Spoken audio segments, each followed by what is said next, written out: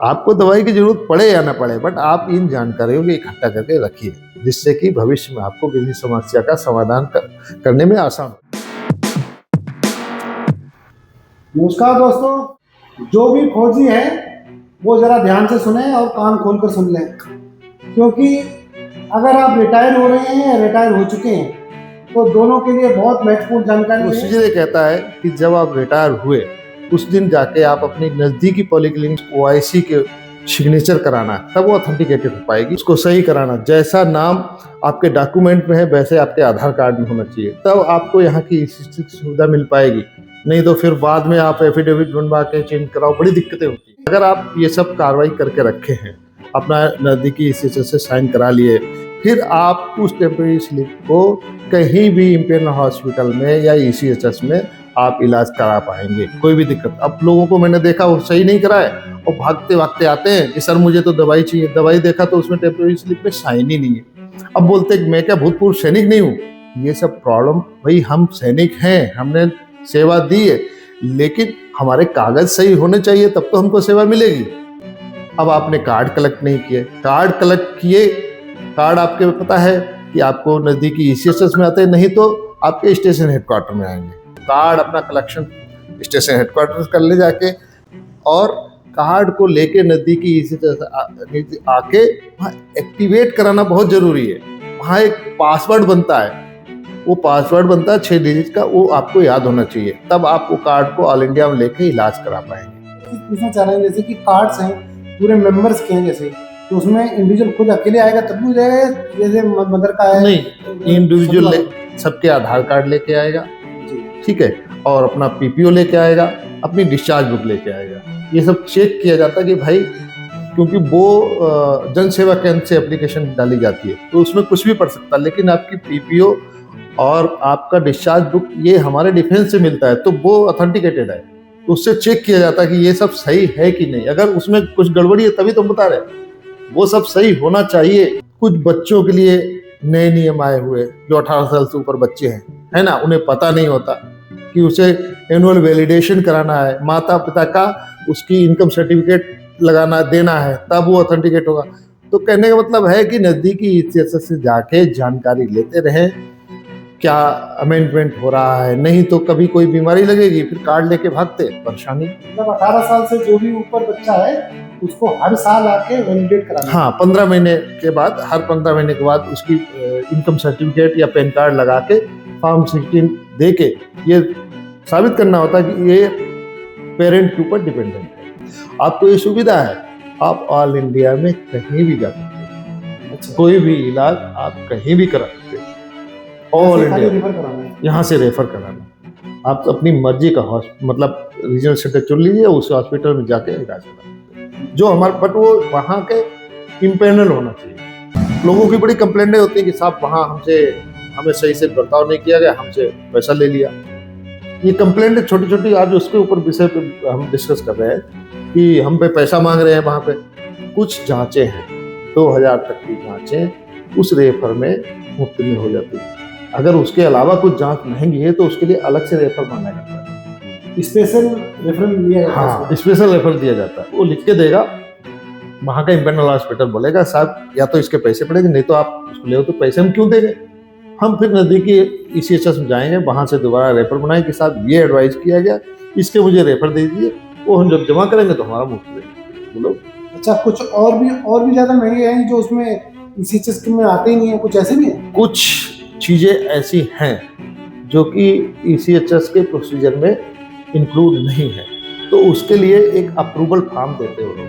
अच्छा, हाँ, कि ये अगर सपोज वो कोई किसी स्पेशलिस्ट का हो, तो हमारे जो सर्विस हॉस्पिटल है वहाँ SCMO बैठते हैं या उसके कंसर्न स्पेशलिस्ट बैठते हैं, वो फिर परमिट देते हैं कि भाई वास्तव में जेन्युइन है कि नहीं। जेन्युइन के लिए परमिशन दे दिया, कॉस्ट सही है तो साइन करा के हम बिल्कुल जाके जमा। अच्छा, टेस्ट कराते हो, 20,000 से ऊपर का टेस्ट होता है तो वो उसको मना कर देते हैं, बोला ये आपको लागू नहीं है, ये आपको प्राइवेट कराना पड़ेगा पैसे देके। हाँ, ये बात बिल्कुल सही करो, ऐसी बहुत चीज़ें दिक्कतें आई हैं। तो ऐसे जब भी कोई बात होती तो आप नज़दीकी इंपीरियल, आपके रेफर के ऊपर मैं एक बात बताना चाहता हूँ, आपके रेफर ऊपर OIC का और डायरेक्टर रीजनल सेंटर का नंबर होता है, तो कभी भी आप कंसल्ट कर सकते हैं। कि सर ऐसे ऐसे बोला जा रहा है, मैं क्या करूँ। अच्छा। हाँ, ऐसे ऐसे बोला जा रहा है तो मैं क्या करूँ। तो वैसे सब खुद ही बोलेंगे नहीं आपने पैसा नहीं देना है, वो करके देंगे। जी। नहीं तो एक अप्रूवल फॉर्म देंगे, आजकल ऑनलाइन आने लग गया। पहले क्या आता है आपको लेके आना पड़ेगा, आजकल उनसे भिजवाइए, हम लोग यहाँ से अप्रूव करते हैं ECHS वाले, और वो वहाँ जो है उनको पहुँच जाता है, वो आपका प्रोसीजर कर देते हैं। 4 दवाई डॉक्टर ने प्रिस्क्राइब की जिसमें 2 मिली, 2 नहीं है।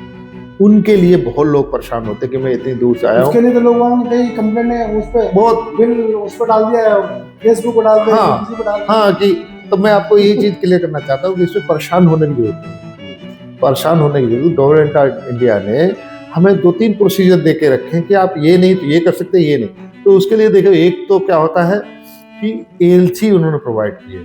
ALC में क्या है कि वो गवर्नमेंट वो नज़दीकी डीलर होता है, आपको दवाई वो खरीद के देगा, क्योंकि ECHS में गवर्नमेंट परचेज करती है, वो दवाई हमें मिलती है। फिर गवर्नमेंट ने क्या किया कि जो दवाई सपोज नहीं मिली तो ALC एक फंड दे रखा है, उससे खरीद के देंगे। अगर उससे भी नहीं हुआ, उससे भी नहीं मिला आपको दवाई, तो आप अपनी मर्जी से परचेज कर लीजिए, परचेज कर लीजिए। ECHS में आइए, उसके डॉक्यूमेंट जमा कीजिए, महीना 1.5 महीने में आपका पैसा वो भी आपके अकाउंट में आ जाता है। तो कहने का मतलब है कि आप काउंटर पे खड़े होकर हताश निराश ना हो, परेशान ना हो, परेशान ना हो, और आराम से अपनी दवाई ले लीजिए। ये तरीके हैं भाई। अगर जैसा आपके पास समय, अगर आपको दवाई प्रोवाइड मिल गई मच बेटर, अगर नहीं मिली, 1-2 दवाई नहीं मिली, ALC से मिल जाएगी। अगर वो भी नहीं मिली तो आप खरीद लीजिए आराम। हाँ, अब उसमें बहुत लोगों का सवाल होता है कि साहब मेरे पास पैसे नहीं, मैं नहीं खरीद पाऊंगा, है ना। ठीक है, हो सकता है कि जिनके पास पैसे ना हो तो 2 दिन इंतजार कर लीजिए, काउंटर से पूछिए साहब दवाई कब तक आ जाएगी।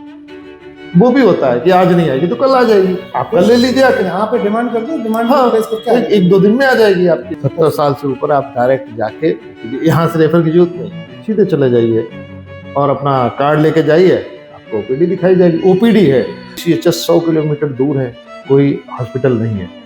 अब वो आदमी रात को बीमार हो गया है तो लोग क्या करते हैं पता नहीं होता है, वो लाखों रुपए फूंक देते हैं रात भर में। आप फूंक सकते, आप कोई भी किसी को चेस्ट पेन हो गया, वो थोड़ी भागा भागा MH आएगा या ECHS ढूंढेगा, वो तो दवाई लेगा। वो सब प्रोसीजर भी गवर्नमेंट ने दे के रखा कि आप नजदीकी हॉस्पिटल में कहीं भी इलाज लीजिए, उनका बिल संभालिए, और 24 घंटे के अंदर आप ECHS को आप इन्फॉर्म कर दीजिए कि हमारा ऐसे ऐसे ऐसे हो गया है। एक हम लोग यहाँ से सर्टिफिकेट बना के देते हैं, उस सर्टिफिकेट मिल जाएगा, आपका क्लेम हो जाएगा। अगर आप सर्टिफिकेट नहीं लेते हो तो क्लेम में दिक्कत है। आपको दवाई की जरूरत पड़े या ना पड़े, बट आप इन जानकारियों को इकट्ठा करके रखिए, जिससे कि भविष्य में आपको किसी समस्या का समाधान करने में आसान हो जाए। ग्लूकोज अगर देना है तो 8 से 12 घंटे आपने फास्टिंग रहना है, मतलब शाम को 8 बजे अगर खाना खा लिया तो सुबह 8 बजे सिंपल देना है। अब क्या है, आपने क्या किया, आपने 8 बजे तो खाना खाया, लेकिन आप आ रहे हो 12 बजे और बोलोगे कि साहब मैं तो खाली पेट ही हूँ, आपने कहा था खाली पेट है, लेकिन आप वो टाइम नहीं कवर कर रहे हो। अब मेडिकल साइंस सबको तो नहीं समझा सकते, तो उनके लिए यही कह सकते हैं नहीं भाई आपको 12 घंटे से ज़्यादा फास्टिंग नहीं रहना, क्योंकि धीरे धीरे ग्लूकोज और डाउन हो जाता है, तो आपकी एक्चुअल वैल्यू मिलेगी नहीं। एक्चुअल वैल्यू मिलेगी नहीं तो फिर आपका खून निकल रहा है, आपकी जांच की रिपोर्ट भी सही नहीं, डॉक्टर रिपोर्ट के ऊपर दवाई डोज बनता है तो वो भी सही नहीं बैठेगा, तो आपको दवाई नुकसान करेगी। आप बोलोगे या तो दवाई खराब है या डॉक्टर खराब है ना, लेकिन गलती कहाँ हो रही है, यहाँ हो रही। तो 8 टेस्ट नहीं होते हैं, हाँ। तो उनको क्या उनका क्लेम हो जाता है? बहुत बढ़िया बात कही आपने। देखिए अभी यहाँ पर तो हमने कभी लेबोरेटरी टेस्ट के बारे में तो कोई क्लेम दिया नहीं, ना ही किसी ने मांगा है। तो लेबोरेटरी के बारे में अगर कोई जांच का प्रोसीजर है, हम पूछेंगे तो आपको बताएंगे कि हाँ भाई क्लेम मिलना चाहिए, क्योंकि जब दवाई का मिलता है तो लैब टेस्ट का भी मिलना चाहिए।